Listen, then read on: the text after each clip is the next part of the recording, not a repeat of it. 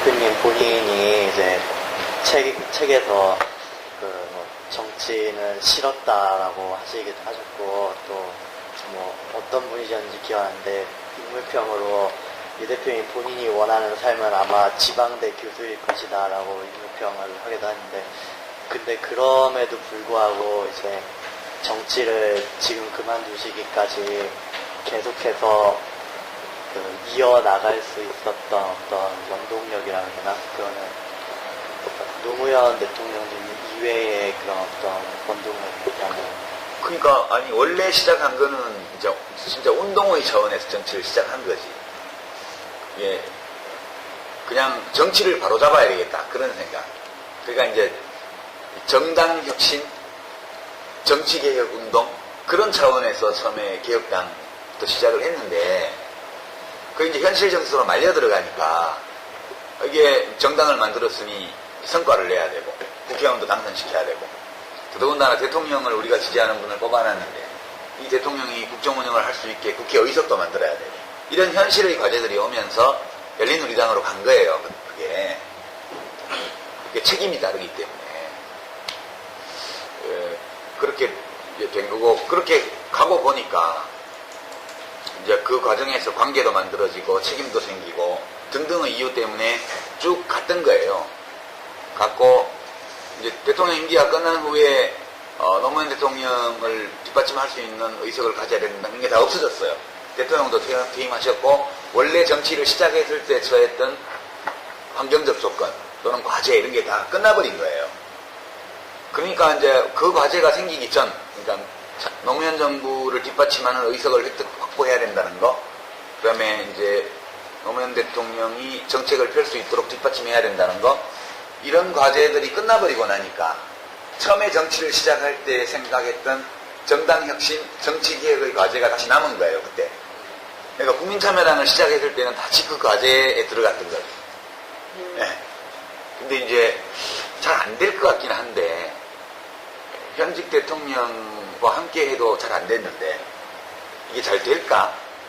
그리고 나는 개인적으로 나의 독자적인 어떤 정치적 자원을 가지고 정치를 했다기보다는 노무현 대통령의 정치적 자원 중에 민주당이 흡수하지 못하거나 흡수하기를 거부했던 그 부분집합을 조직화하는 걸로 정치를 시작을 했잖아요.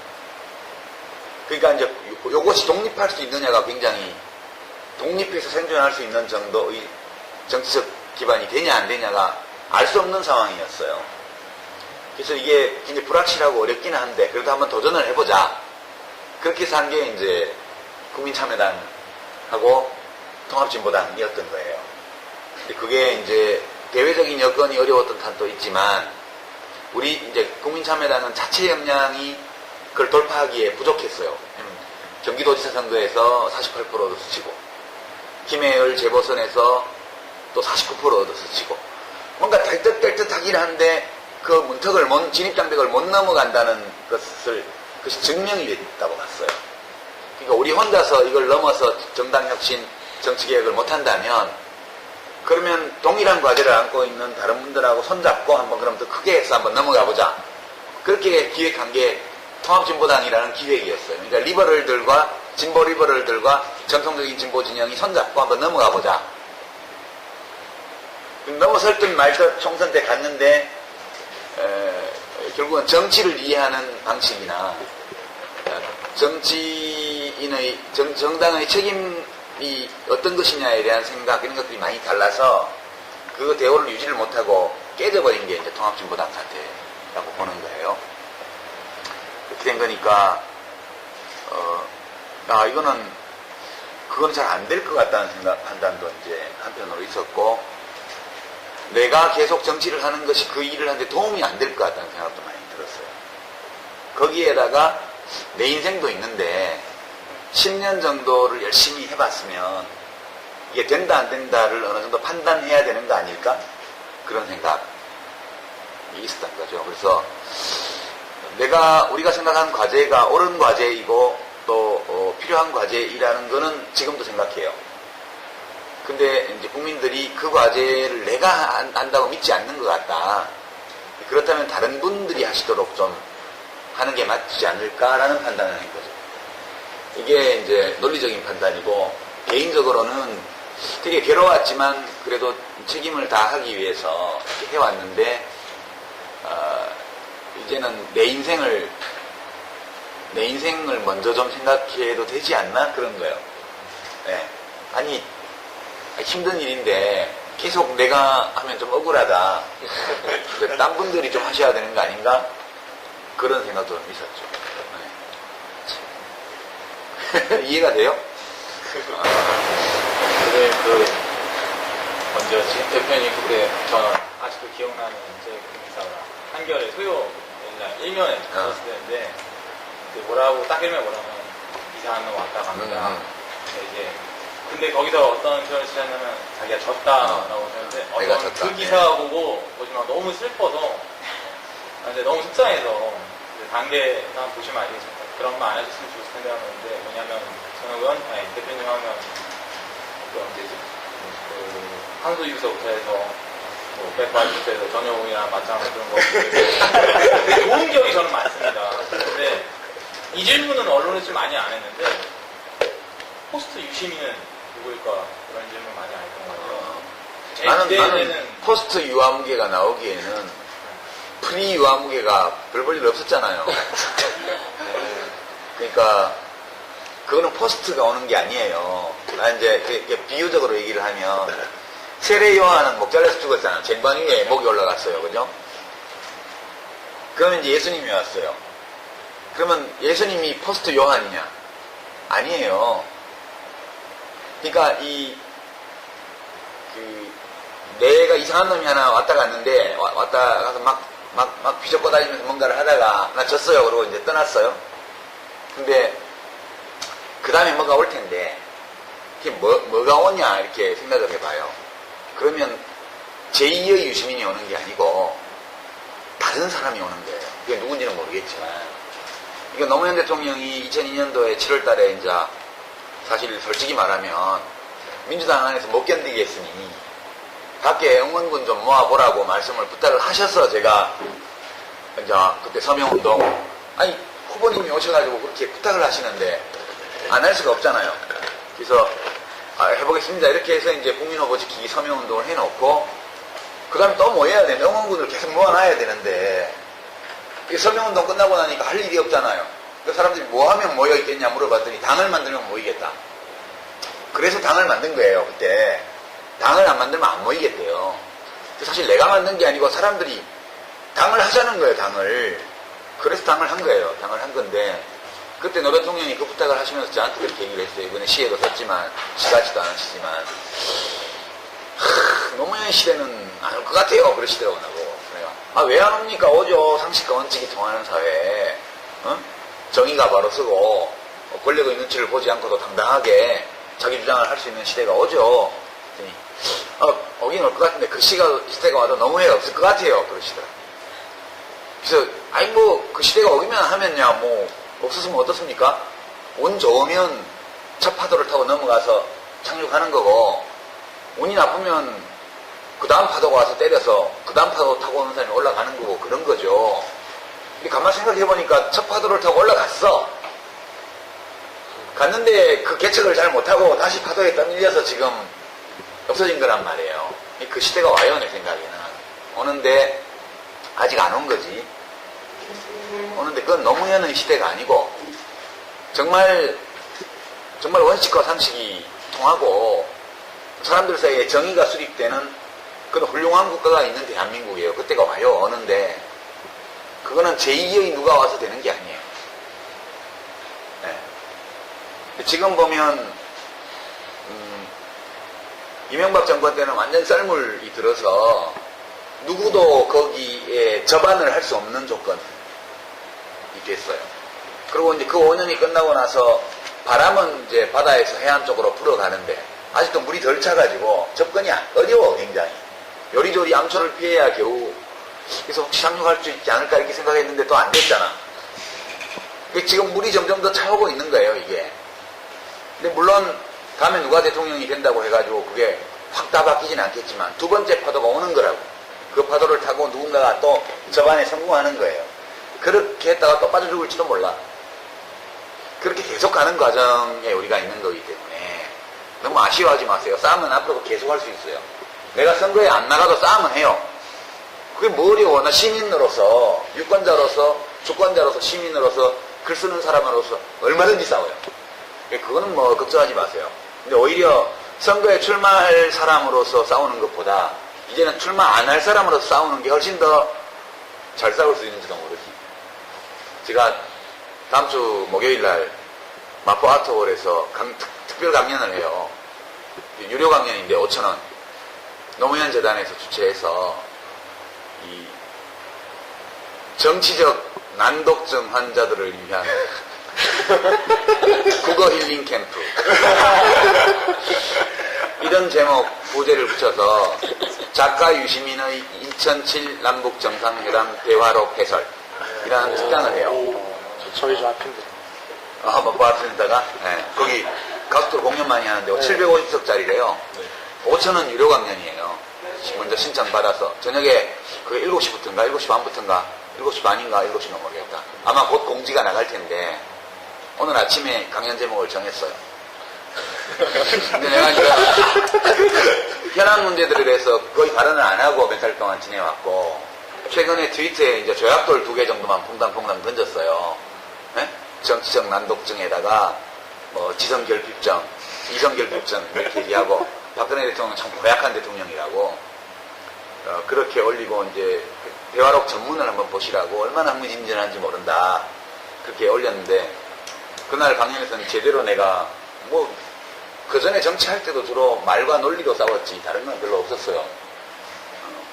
근데 이제는 조직이니 뭐 이런 거 하나도 없이 그냥 단독자로서 생각과 논리와 말만으로 싸울 거예요. 싸우는데 예전 방식보다 좀 더 효율적으로 싸울 수 있지 않나 그런 생각도 좀 들고요. 이제는 작가로서 싸울 거예요. 작가로서. 너무 아쉬워하지 마세요. 요새 뭐 토론 프로다운 토론 프로가 없으니까 나갈 데도 없고 그래서 그런 거지. 제대로 된 토론의장이 만들어지면 나가서 하지 왜 안 해요. 옛날에는 내가 그런 얘기를 하면 저게 뭐 정치하는 놈이 이런다. 그 다음에 뭐 노무현 팔아가지고 지가 잘 돼보려고 그런다. 이런 얘기 많이 들었잖아요. 그럼 이제는 내 뭐 될 생각 없으니까 나보고 이제 그런 소리 하지 마라. 나는 그냥 내가 옳다고 생각하는 대로 말하겠다. 그렇게. 목요일날 재밌을 거예요. 지금 내가 열심히 대화로 분석을 하고 있어요. 방금 대표님이 말씀해 주신 것처럼 이제 그런 세상을 만들어야 된다고 말씀해 주셨잖아요. 그런 세상을 만들기 위해서 이제 청년들이 좀 나서야 된다고 생각하는데 진보 쪽 진영에서는 주목받는 청년이 거의 없다시피 하죠. 진보한 모습을 좀 뛰어넘어서 이준석이라는 사람이 주목받고 있는데 이준석에 대해서 어떻게 생각하시는지? 별 생각이 없는데 그냥 아직 세상이 얼마나 무서운 데인지를 잘 모르는 청년이에요. 내가 보기에는 운이 되게 좋아서 명문대학 나온 아버지 또 이렇게 넉넉하고 안정된 가정환경 또 훌륭한 DNA빨 공부도 잘하고 근데 사람들이 얼마나 큰 고독감 속에서 어떤 불안감을 느끼면서 한 세상을 살아가는지에 대해서 진짜 모르는 청년이에요. 예, 그거를 알면 그 나이에는 보수를 하기 어려워요. 그러니까 제가 보기에는 아마 이제 나이가 더 들면 뭐 박근혜 대통령이나 이명박 대통령 이상의 보수가 될 거다. 지금 나이에 그러면 그렇게 봐요. 보수가 나쁘다는 뜻이 아니에요. 그러나 이제 삶이 무엇인지 인간이 어떤 존재인지에 대해서 정말 별로 생각을 해본 적이 없는 청년 같다. 이 친구는 뭐 그렇게 사는 것도 하나의 인생이지만 예, 그런 생각이 좀 요즘 어떻게 다니나요? 하루 일과고. 하루 일과가 여러분들처럼 이렇게 방문해 주시는 분이 안 계시면 뭐 그냥 아침에 출근해서 이제 근로기준법에 따라서 from 9 to 6로 점심시간 1시간 그렇게 책 읽고 글 쓰고 이제 상반기에는 책 내놓고 강연을 좀 많이 다닌 편이었는데 이제 다음 책에 집중을 해야 돼서 하반기에는 이제 강연을 거의 안 해요. 이미 그냥 약속을 해버려서 어쩔 수 없는 걸 몇 개를 빼고는 새로 지금도 강연 요청이 많은데 매일 한두 개씩 들어오는데 내년 이후에 하자고. 다음 책은 무슨 내용 있으실까요? 다음 책은 한국 현대사. 역사학과. 하여튼 나도 어떤 책이 될지는 좀 확실치 않은데 하여튼 한 권짜리를 써야 되니까 지금 바쁘잖아요. 다 여러 권짜리 읽기 힘들어요. 근데 또 청년들은 우리 대한민국이 어떤 과정을 거쳐서 얼마나 어떻게 달라져 왔는지를 잘 몰라요. 지금 상황만 보는 거지. 이게 되게 우리가 달리기를 할 때에도 스타트 라인에 서서 뛰기 시작했을 때 한 50m쯤 왔을 때만 봐가지고는 잘 모르는 거예요. 어떻게 스타트 라인에서 출발한 다음 여기까지 어떤 속도로 왔는지. 그렇기 때문에 이제 미래에 대해서 좀 불안감을 가질 수도 있고 또 현재에 대해서 안담한 느낌을 가질 수도 있고 좌절감을 느낄 수도 있지만 그렇지 않거든요. 우리 한국 현대사가 전개되어 온 과정을 보면 미래에 대해서 밝은 전망을 해도 된다고 저는 생각을 하고요. 또 그런 거 얘기하고 싶고 또 이제 이미 그 시대를 살았던 우리 같은 기성세대들도 그 시대를 잘 아는 게 아니에요. 자기가 직접 보고 듣고 경험한 거를 중심으로 그냥 얼기설기 엮어서 그 시대를 이해를 하는 거거든요. 그러니까 어떤 분들은 우리가 살아온 시대가 지극히 암울하고 엉망인 그런 역사였다. 이건 뭐 배반의 역사고 암울한 역사고 뭐 대한민국은 전망이 없고 이렇게 보는 분들도 있을 수 있고 또 우리가 살아온 역사가 너무나 훌륭하고 기적과도 같은 대단한 역사인데 왜 이걸 비하하냐, 우리는 영광의 역사를 만들어왔다, 이런 식의 또 턱없는 인식을 갖고 있는 분들도 있어요. 그 둘 모두가 진실은 아니라고 나는 생각해요.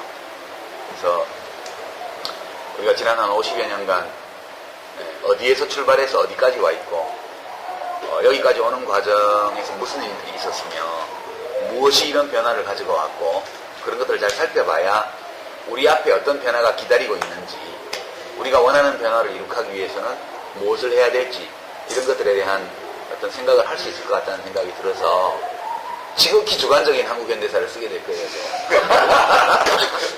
책 얘기 나와봤는데 좀 외람된 질문인데 좀 흑역사일 것 같기도 한데 미래의 진보를 섞으셨던 그 인쇄 같은 경우 뭐 어떤 인쇄요? 예 어떻게 들어본 거죠? 어떻게 들어보게 돼요? 인쇄? 그 저자의 책 수입? 그건 원래부터 없어요. 그거는 이정무 편집장이 정리한 책이라 저작권을 갖다 처음부터 다 준 거기 때문에 이정희 대표나 저는 그거에 대해서 아무 권리도 주장하지 않을 거예요. 뭐 팔리지도 않는데 뭐.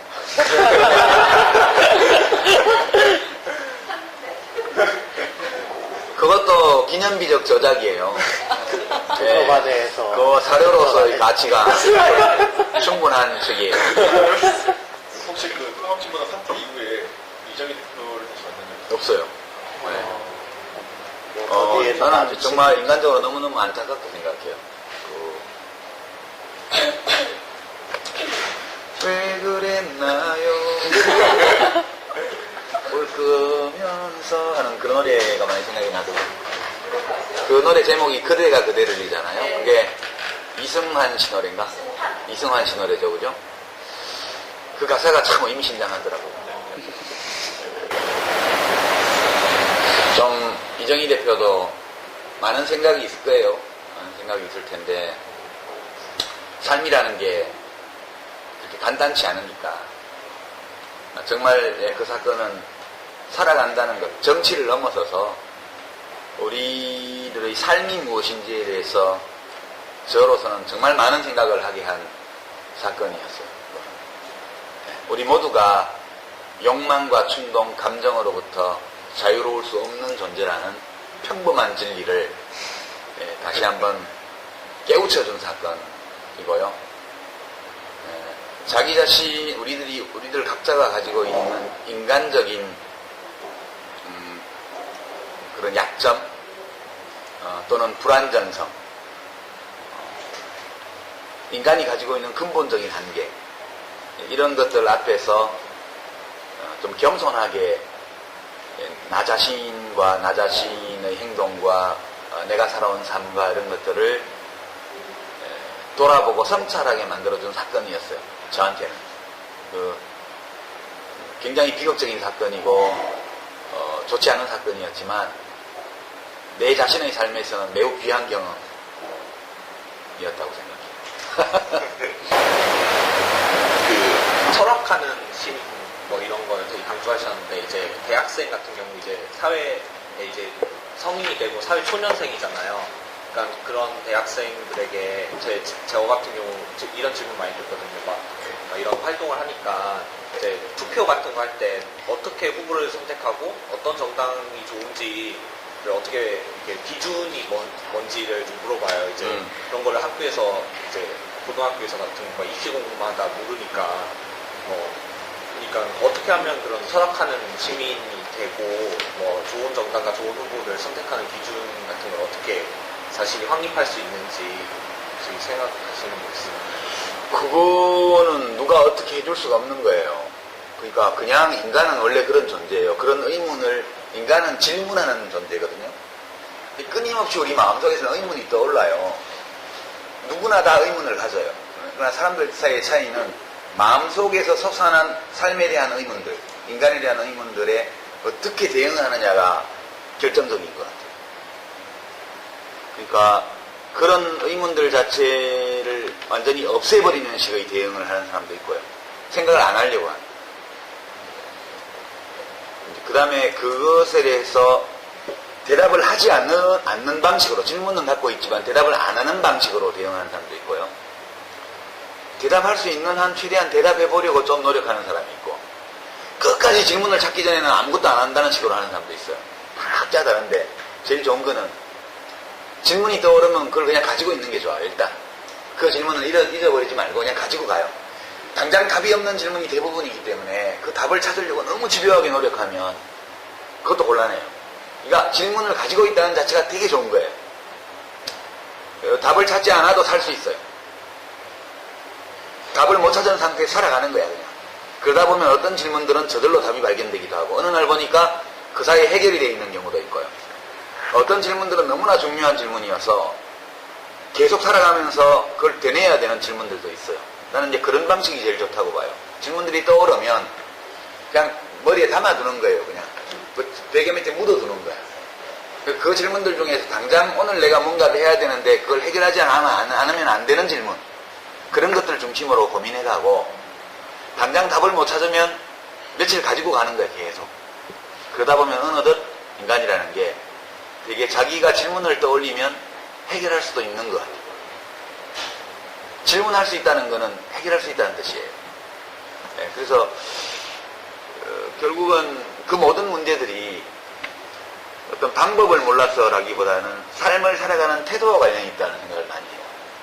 그래서 여러분들은 어떤 질문이 떠오르면 그 질문에 대한 답이 없다고 해서 잊어버리지도 말고, 해결 안 됐다고 해서 그것만 가지고 끙끙 매지도 말고요. 자연스럽게 질문들과 더불어서 살아가는 방법, 네, 그런 걸 익히는 게 제일 좋지 않나 싶어요. 이제 그러다 보면 그 질문들을 가지고 있어야 어떤 경험을 했을 때 그 어떤 특별한 경험이 그 질문에 대한 답을 주기도 하고요. 또 어떤 책을 읽었을 때, 누구와 대화를 했을 때 거기서 들은 어떤 것들이 빛을 던져주기도 해요. 그 문제를 풀어나가는데. 한번 답을 발견했다고 그게 정답은 아니에요. 한번 답을 발견해서 이제 잊어버리고 지나갔는데, 좀 있다가 보니까 이게 원래 했던 대답을 흔드는 어떤 경험이나 새로운 지식이나 깨달음을 얻게 되면 그 질문이 다시 살아와요. 그러니까 끝내 해결되지 않는 질문들이 대부분이라고 보는 거죠. 그렇게 살아가는 게 제일 괜찮지 않나? 네. 근데 어떻게 살 것인가 이런 질문도 그런 것 중에 하나예요. 계속 답이 달라져요. 그렇지만 일단 답을 찾으면 그 답을 가지고 당분간 살 수밖에 없는 거죠. 네. 근데 그런 질문들이 있죠. 내가 가지고 있는 질문들 중에서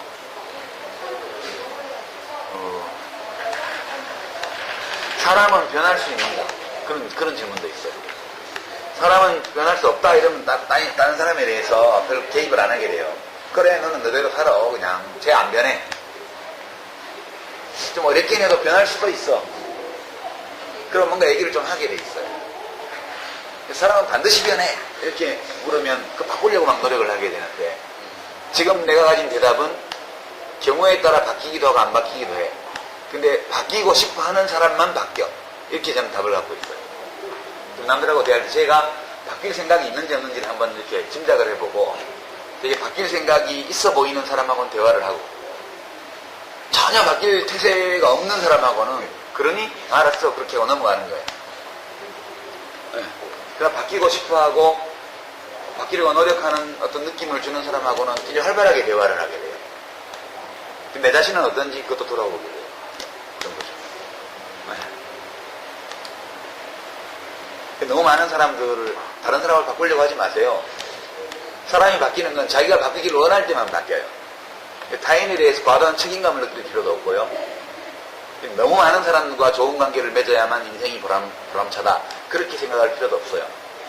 비교적 내가 감당할 수 있는 적은 수의 사람들과 잘 교감할 수 있으면 그걸로도 인생을 충분히 살아갈 수 있거든.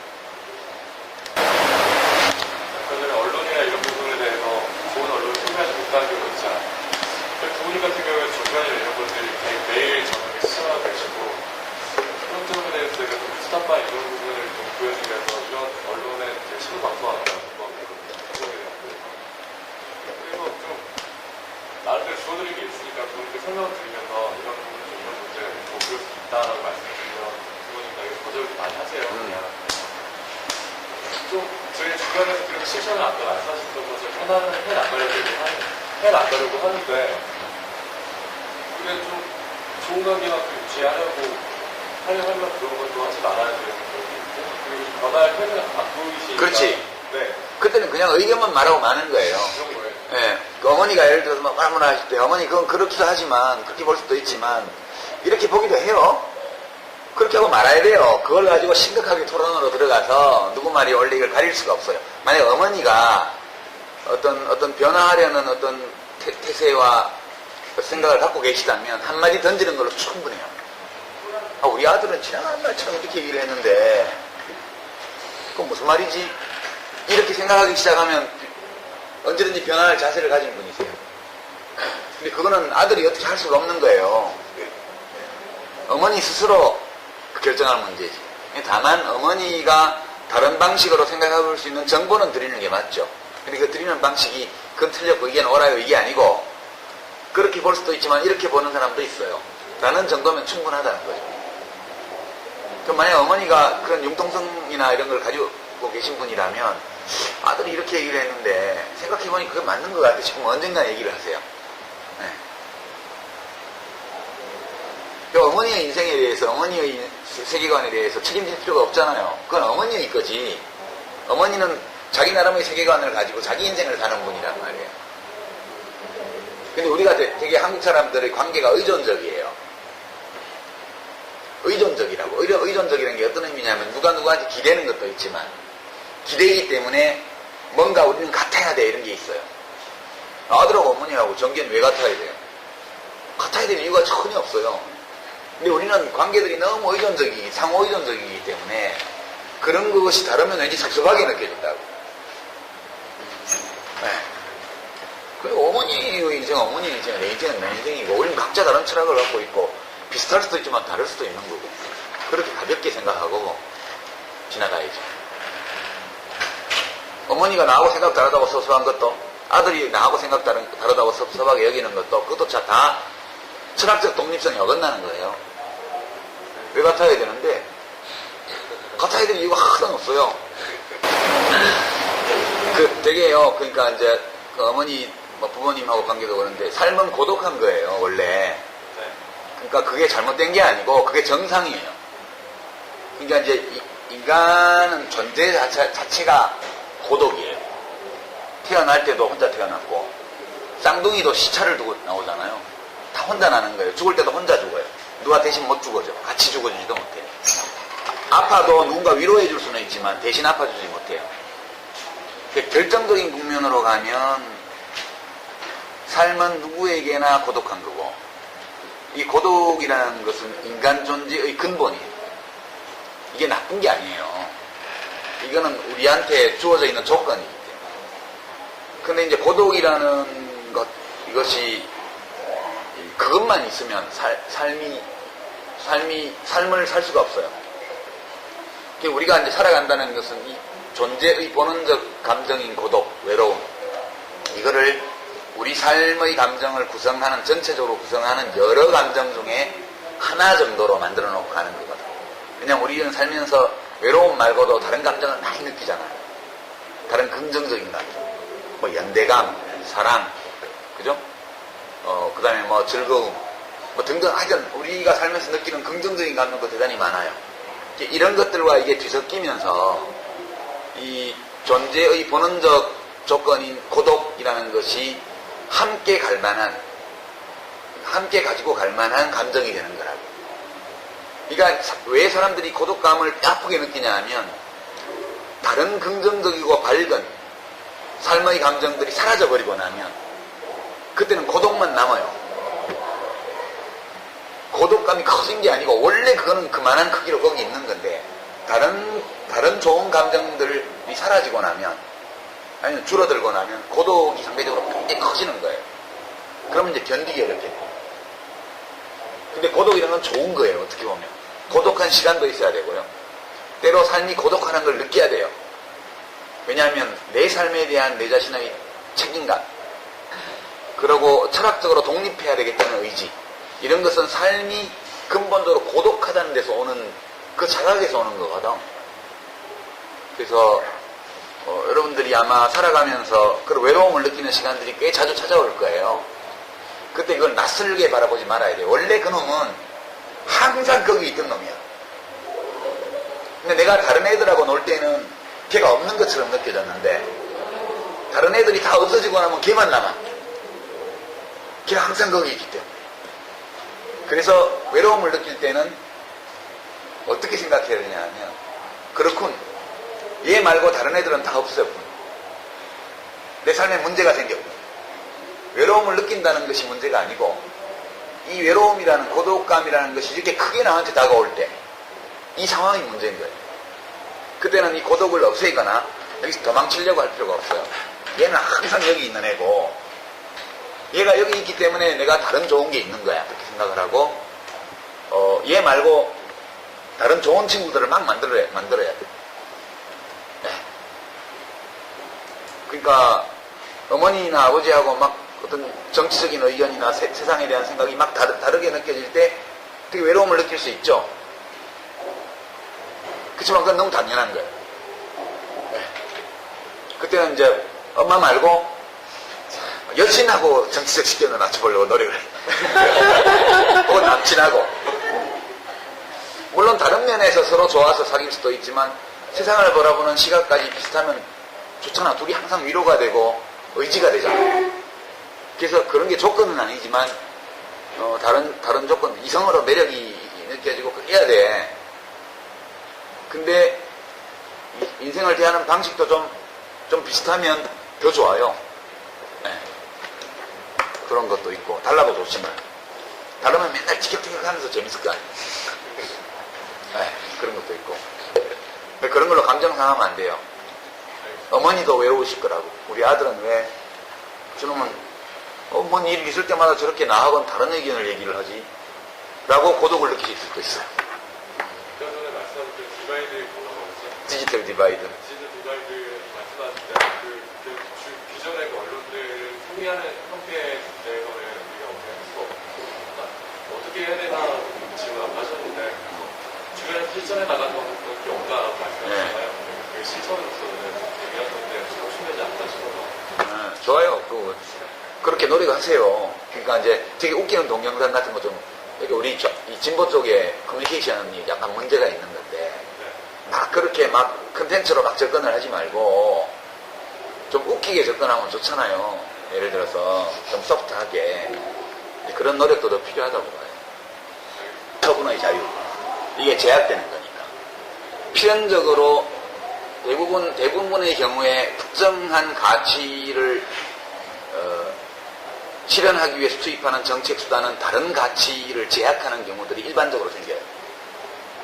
그 컨플릭트는 필연적이기 때문에 결국은 사람들이 배합을 하게 된다. 절충을 하고. 이게 어떤 배합, 어떤 절충도 민주적인 어떤 집단적 의사결정을 통해서 할 수 있지만, 받아들일 수 있지만, 어떤 가치를 다른 가치 밑에 종속시키는 것은 못 받아들인다. 이런 거죠. 그러니까 이제 마이클 샌델교수는 철저히 그런 입장을 갖고 있어요. 그러니까 이제 자유라는 가치를 최고의 가치로 간주하고 다른 걸 다 그 밑에 복속시키게 되면 그 이제 시장 만능주의 또는 자유지상주의, 리버테리아니즘이 돼버립니다. 이제 평등 또는 정의라는 가치를 절대화해가지고 막 사회주의가 했던 식으로 직업선택의 자유도 제한하고 막 월급도 다 똑같이 만들고 뭐 이렇게 돼버리면 그거는 이제 자유라든가 이런 가치를 침해하게 돼요. 그러니까 그거는 자기들이 생각하는 정의의 관념 아래 모든 가치를 다 복속시켰기 때문에 그 사회는 건전하게 발전 못한다는 거예요. 그러니까 그게 다 토탈리테리언이죠. 그러니까 시장자유주의도 일종의 극단주의예요. 리버테리아니즘이라는. 그러니까 그것은 이념형으로만 존재하는 것이지 현실 속에는 그런 모습이 나올 수 없다는 거예요. 네.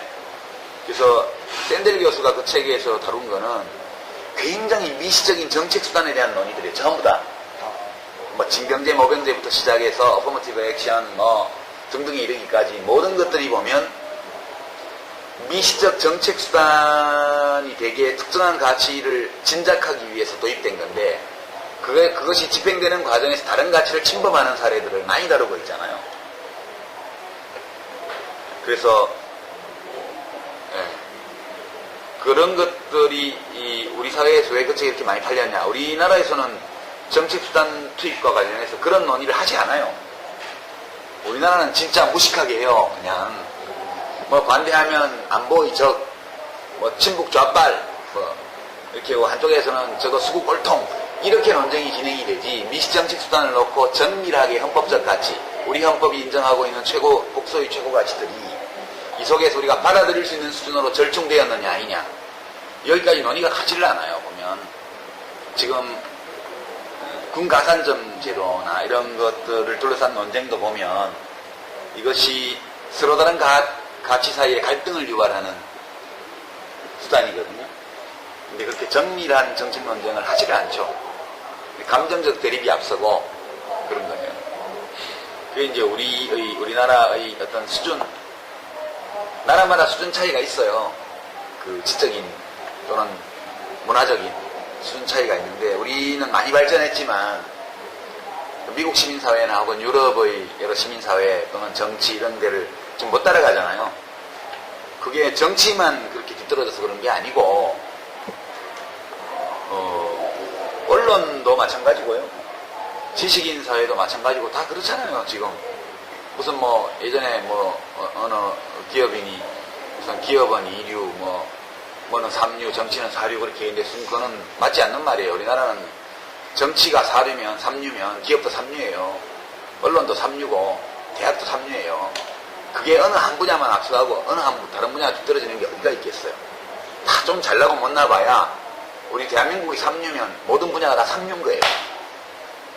또 우리는 거의 등회국가에서 지금 한 2류, 3류, 2류 그 사이 어디인가 와 있다는 생각이 들어요. 상대적으로.